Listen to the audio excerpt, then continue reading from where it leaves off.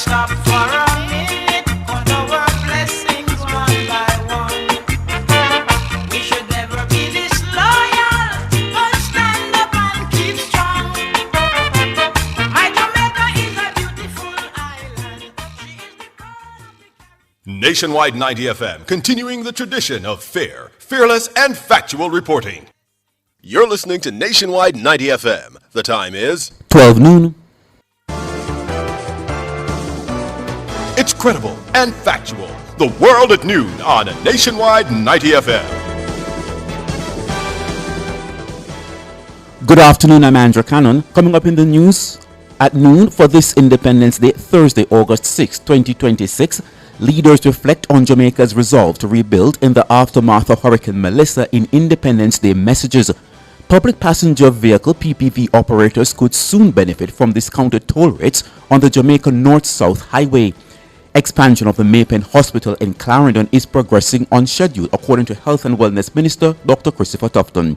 In news from the region, Prime Minister of Barbados Mia Mottley has extended congratulations to Jamaica as the country celebrates its 64th anniversary of independence.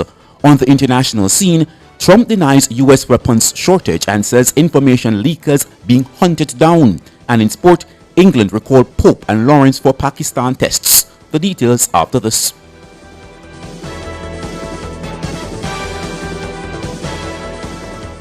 The Midday News is brought to you by Total Tools. Every tool, every trade. If it's news, it's got to be Nationwide 90 FM.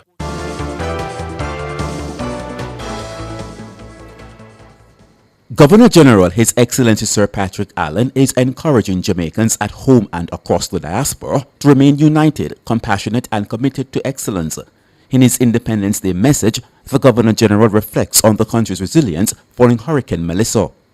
Today, we celebrate that achievement under the theme, United in Celebrating Resilience, which measures the strength of our nation and our determination to overcome. That spirit has been evident throughout our history, and more recently, in the recovery from Hurricane Melissa. The Jamaican government that led the charge, businesses, families, communities, emergency workers, and friends from across the world continue the tireless task of rebuilding our nation. Such acts of kindness remind us that resilience grows stronger when compassion and unity walk hand in hand.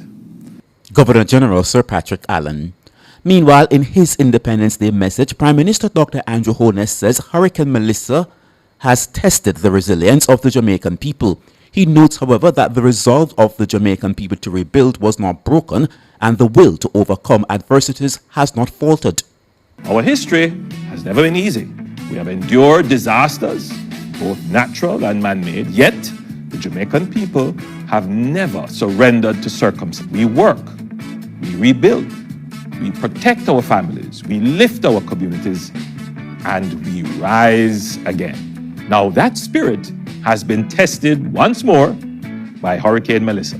Homes, schools, roads, bridges, water systems, farms, and businesses were damaged across the country.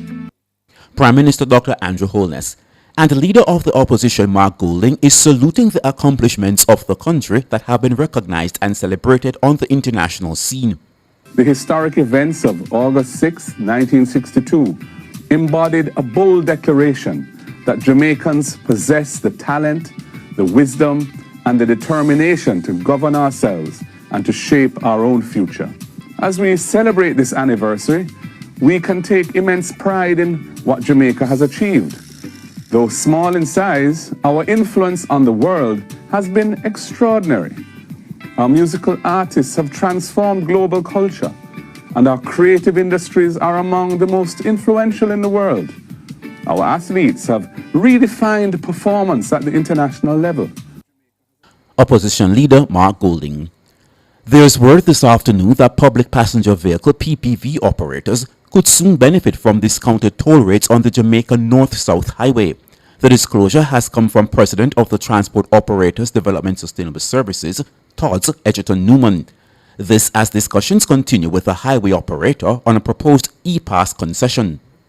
Our plan was to ask the highway management team to freeze the costs for this year, but I think we received from them a very cordial meeting, a more amicable solution to the problem by way of looking at the users of the highway, the public passenger users of the highway, and to see how best we can reduce their costs in terms of using the e-pass.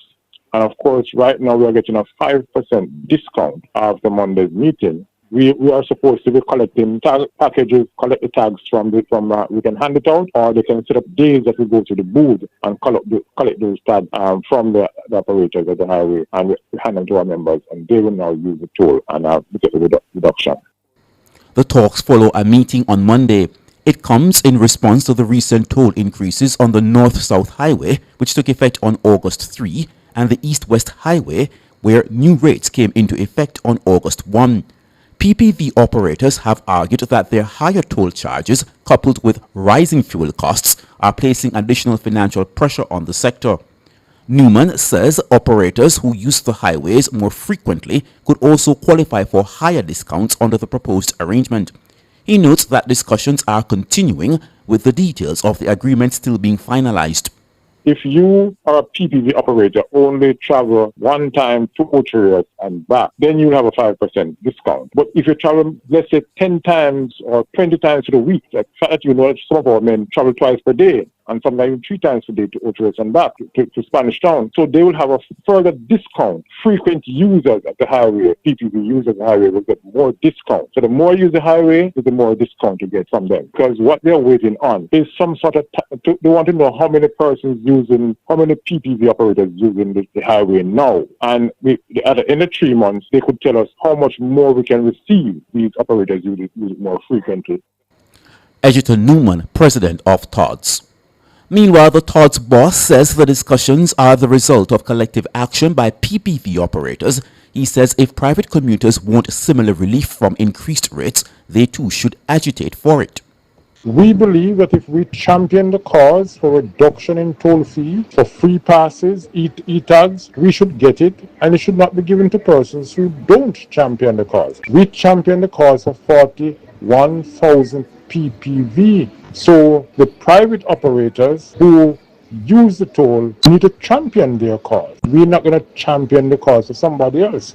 The farmers champion the cause for the farmers, the teachers for the teachers, the transport sector for the transport sector. Nobody like us, you know. We're the worst people since sliced bread, so we have to do what we do for ourselves.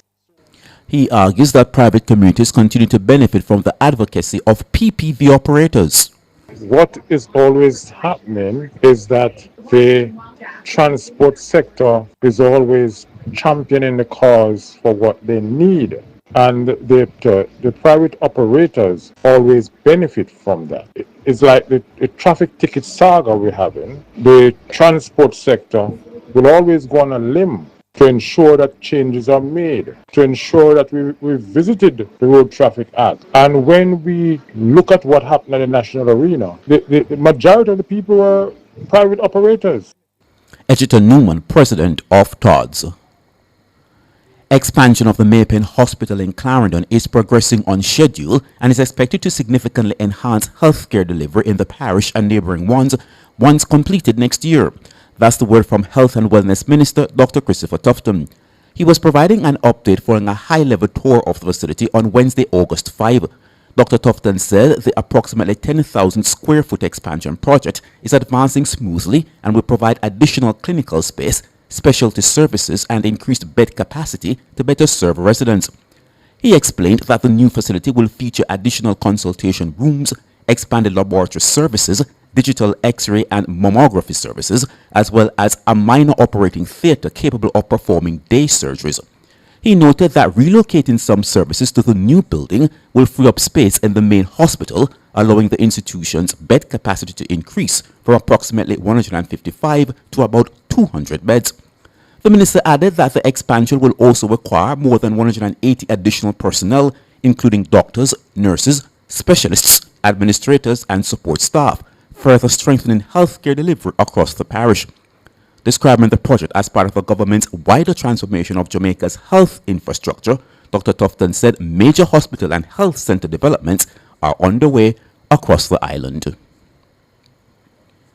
In news from the region, Prime Minister of Barbados, Mia Mottley, has extended congratulations to Jamaica as the Caribbean nation celebrates its 64th anniversary of independence, praising its global cultural influence and reaffirming the long-standing friendship between Bridgetown and Kingston.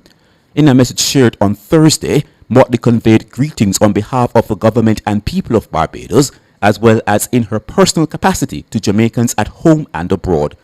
She said Jamaica has made an unmistakable contribution to Caribbean civilization and the world. Ms. Motley said, "Your culture has traveled far beyond your shores without ever losing the spirit of home, reminding us of what Caribbean people can achieve when we remain confident in who we are." The Prime Minister said Barbados values its enduring relationship with Jamaica, noting that both countries, as small island developing states, share a commitment to protecting their identity and securing a better future for their people. She also referenced Jamaica's national anthem, quoting the line, "Justice, truth be ours forever," and expressed the hope that those words would continue to guide the country's development. Barbados celebrates with you today and wishes you continued progress and prosperity. Happy Independence Day, Jamaica, and may the Eternal Father continue to bless your land, Motley said. Still with news from the region, the 2026-2027 El Nino could affect jobs and livelihoods across the Caribbean, with agriculture, fisheries and tourism identified among the sectors most exposed to the climate phenomenon, according to a new report by the International Labour Organization, ILO. The ILO says the Caribbean is among the regions expected to experience drought, water shortages and heat waves during the 2026-2027 El Nino, with agriculture including maize, beans, wheat, coffee and sugarcane, fisheries and tourism as some of the sectors facing the greatest risk. El Nino is a naturally occurring climate pattern marked by unusually warm sea surface temperatures in the central and eastern Pacific Ocean. It can disrupt global weather patterns, bringing drought, heat waves, or excessive rainfall to different regions. In a policy brief examining the likely labor impacts of El Nino across Latin America and the Caribbean, the ILO said the conditions caused by the climate pattern could reduce employment, lower incomes, and worsen working conditions, particularly for informal workers, rural communities, and people who work outdoors. On the international scene, U.S. President Donald Trump has denied reports that the U.S. is suffering a munitions shortage and vowed in a social media post that his administration would seek long-term jail sentences for those suspected of leaking information. The U.S. has massive amounts of munitions, especially of certain types, Trump posted on Thursday morning. Additionally, large amounts are being manufactured and shipped to the U.S. as needed, he claimed. With the war with Iran in its 6th month, Trump and the Pentagon are facing mounting questions about the state of the military's arsenal. The US and Iran have continued to trade strikes despite multiple pauses in fighting, and a deal to fully end hostilities remains elusive. In sport, Surrey duo Ollie Pope and Dan Lawrence have been recalled to the England squad for the first 2 tests against Pakistan. The pair have been named in a 16-man squad before the series opener at Headingley on Wednesday, the 19th of August, but Jacob Bethel will miss the entire series through injury, with Jordan Cox to be promoted to number 3. The 3-match series marks England's first test outing since the retirement of captain Ben Stokes and the sacking of head coach Brendan McCullum. Joe Root will captain the side for the first time since being reappointed to the role in July, with Marcus Trescothick serving as the interim head coach. McCullum's replacement, Stephen Fleming, will begin his tenure against South Africa in December. Recapping the stories making the world at noon, leaders reflect on Jamaica's resolve to rebuild in the aftermath of Hurricane Melissa in Independence Day messages. Public passenger vehicle PPV operators could soon benefit from discounted toll rates on Jamaica North-South Highway. Expansion of the Maypen Hospital in Clarendon is progressing on schedule, according to Health and Wellness Minister Dr. Christopher Tufton. I'm Andrew Cannon. Join the Nationwide Family Club at patreon.com/Nationwide News Network. Good afternoon and happy Independence Day.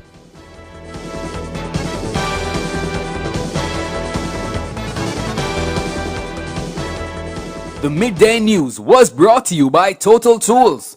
Every tool, every trade. Rev up your driving experience with the fuel-efficient Bike BJ30 SUV. For a limited time, the Bike BJ30 SUV is available for only $6.99 million. The time by Bike is 12:15. This station raised me. It gave me a voice. And if Nationwide has ever meant something to you, come on in. Join the Nationwide 90 FM Family Club today on Patreon.